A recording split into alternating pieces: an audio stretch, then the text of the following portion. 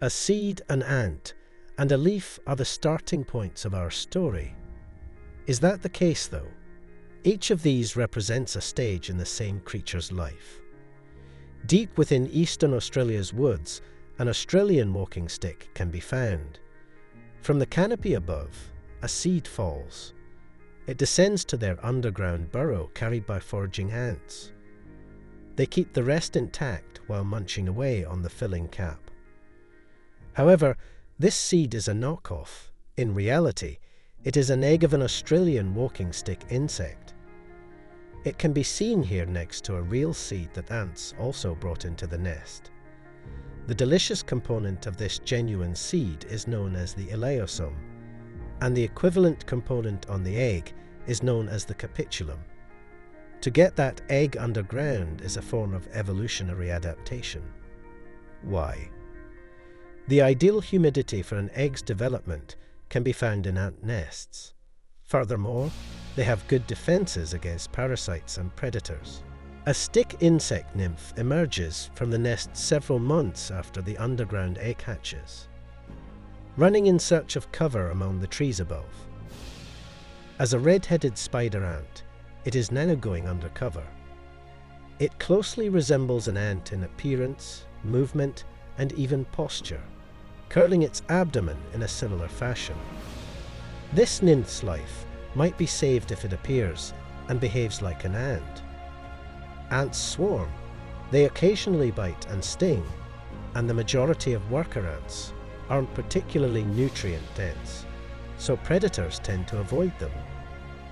In addition, red-headed spider ants have a horrible cheese or rotten coconut flavor.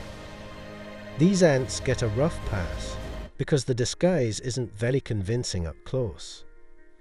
However, it performs the job and doesn't need to last too long. Within a few days, the red on the Australian walking stick's head disappears. As a result, the nymph climbs up into the trees. A month later, the insect starts to change once more. It will go through 6 molts while maturing into an adult, each time refining its ultimate costume. An easy swinging, like a leaf in the breeze, replaces the frantic ant vigor. No predators are present here.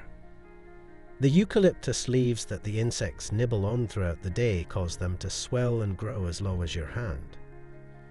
Adults come in a variety of hues, and some even adopt the lichen-like green ruffled shape. With all this camouflage, you might think it would be difficult for them to locate one another, but no worries, they communicate using pheromones. The cycle might restart occasionally after mating and the female lays her eggs. They falsify ant phases as being more than just defense against parasites and predators when they fabricate seed. Australian walking stick insects rely on seed-collecting ants to spread their eggs across the forest because adult insects don't actually move around much.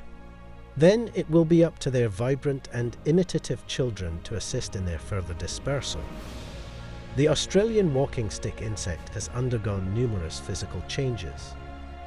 It nearly seems to be going through an identity crisis, but just because you can transform into other forms repeatedly doesn't mean you don't fully understand what you really are. One of the most prevalent and commonly exploited inhabitants of the undergrowth are ants. The seeds are gathered and kept buried by these Australian ants.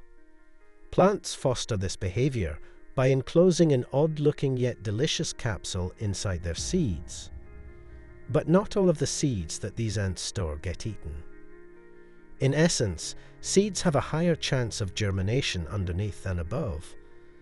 Some insects get other insects to carry out their task for them when it comes to placing their eggs in an appropriate location.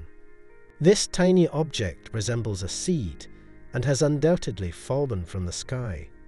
The ant appears to think it is edible, but it actually came from another insect, not a plant.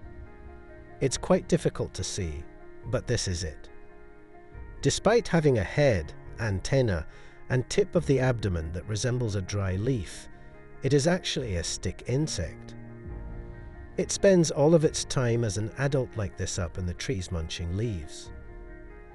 And when it's time to lay and this one is due, all she has to do is flick the egg away and let it land, which isn't quite as dangerous as you might imagine.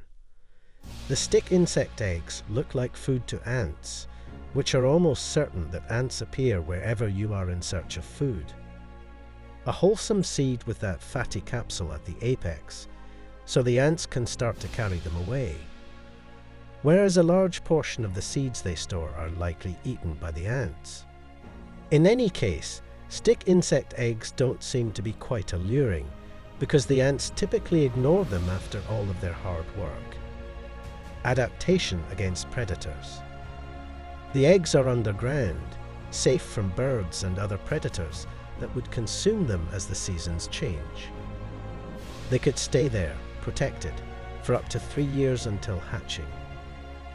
Though a stick insect would physically run the young up into the tree branches at this initial stage of development, they will resume their leisurely adult lives there, where they will be well hidden by the chirping leaves. Anum walking stick.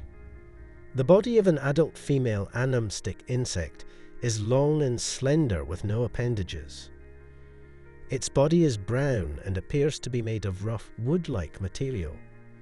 She has 2 horns on her head as a disguise that resembles thorns on trees.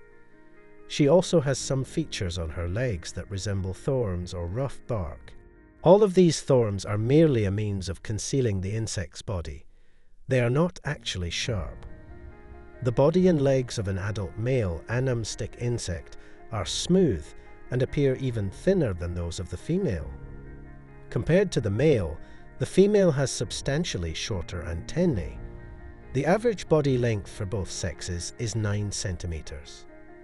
Stick insect nymphs, which are not yet adults, have what seems to be smooth skin. Camouflage. Walking sticks are experts at camouflaging. They frequently have colors and shapes that resemble the species of their host plants, which we'll explain in a moment. These animals may be so cleverly camouflaged that they can become practically invisible. That's fantastic news for a walking stick who is striving to stay alive. Birds, spiders, reptiles, and primates are among the predators of walking sticks, but bats may be their greatest threat. Like bats, walking sticks are typically nocturnal creatures, yet their colors and shapes can help them blend in with similar-looking flora. There is nowhere to hide from the echolocation that some bat species use to locate prey during the day. Furthermore, walking sticks are equipped with additional ways to protect themselves in case they are captured by a hungry predator.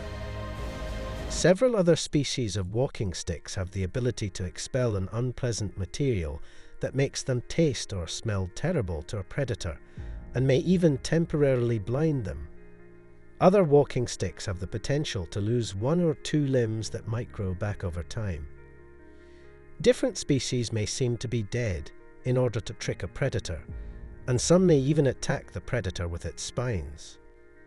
Since there are currently more than 3,000 species of walking sticks that have been described, they don't always attempt to try to escape in the same manner.